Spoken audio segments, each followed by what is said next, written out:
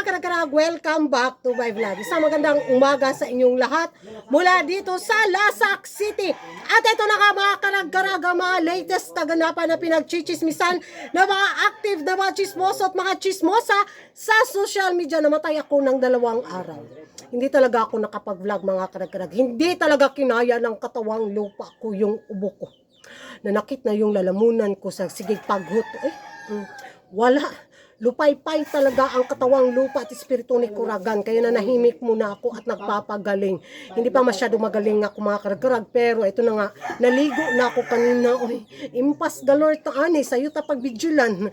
Kaya itodo ko na yung pagkachismosa ko dahil sayang din yung pangkabuhayan showcase para sa pang-ekonomiya bitaw. Nako, eto na nga ang mga pinagchichismisan ngayon ng mga active na mga chismoso at mga chismosa sa social media sa katatapos lang ng preliminary competition ng Miss Charm 2024. Kita nyo naman sa ating pang Miss Charm menopausal upgraded new era na distraction look mga karag-karag, di ba bigaon kay si Kuragan? Parang walang sakit, no? Of course, ganun!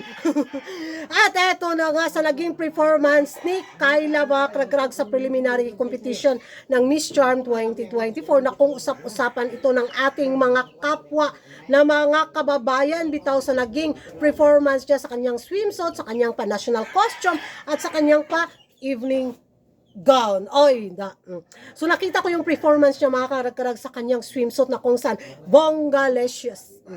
Nag-improve talaga yung kanyang pasarela bitaw na bigaon kaayo.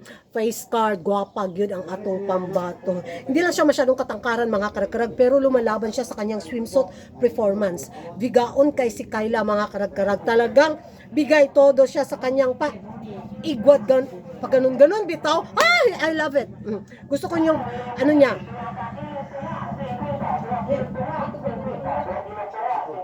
Duha ka kilog to nga kuno 50 ang isda.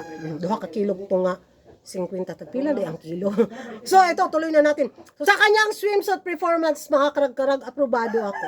Nakikita ko yung talagang improvement ni Kyla sa kanyang pasarela. Ay, gwapa. Hoy, sa kanyang pa-national costume, magiging reaction ko is okay lang, so-so lang din. Sayang no, hindi niya nasuot yung pahigpis ng kanyang pa-national costume na, bitaw, Filipiniana na faflan.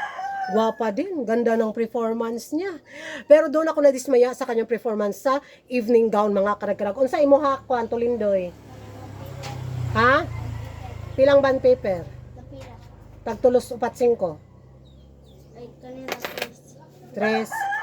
Sa kanyang evening gown performance, mga karag-karag, nahirapan talaga siyang maglakad. Hindi ko alam kung masyado bang mabigat yung kanyang pa-evening gown or sa kanyang high heels or baka doon sa sa pa-stage bitaw niya, parang nag-iingat talaga si Kyla na hindi siya madulas, parang ganun ba, or halata mo talaga yung lakad niya na iba doon sa kanyang swimsuit performance. Yun yung napapansin ko mga karag-karag ha.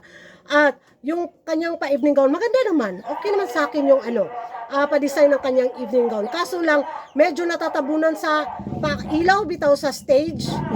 Hindi umangat yung kulay, mga karag-karag. Yun yung napapansin ko pagkasaba yun. Ay, lupoy na isda, 2 ka kilog to nga 50. Uy, ang mura lang. So, yun mga karag-karag. Pero in fairness naman, pagdating talaga sa ganda ni Kyla, yung face card talaga ng pambato natin, ang ganda. Sarap sampal-sampalin ba? Pak! Tapos ito pa yung napansin ko ha. Napansin ko mga karag-karag, nung nag-perform si Kyla sa kanyang pa-evening gown, bitaw na kung saan talagang binandara yung nagmamay-ari sila ng learning center ba yun? Ay, Miss Charm, baka naman. Alam niyo na. Kung ano yung gagawin niyo. Grabe yung hubak na kulang. Baka may pag-asa na mabigay sa Pinas ang corona sa taon na to sa Miss Charm 2024. So, para naman sa akin, wala akong expectation. Masaya ko kung ano maging placement ni Kyla sa Miss Charm 2024. Diba sana masungkit natin yung corona. Kung hindi man, at kung makita natin may kandidata talagang umangat sa naging performance ni Kyla at maging winner, nako! Kudos Miss Charm organization, di ba? Na maging patas yung pa-judging system nila na sana walang maging mikos-mekos na magaganap dahil, nako, marami mga chikat, mga pa-intriga, mga karag-karag na ichichika ko sa inyo after this vlog, o diba?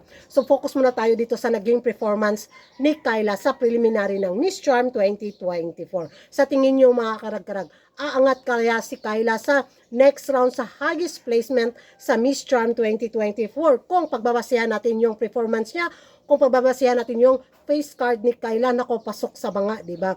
So, mag-ingay tayo sa comment section mga karag-karag kung ano yung magiging reaction ninyo.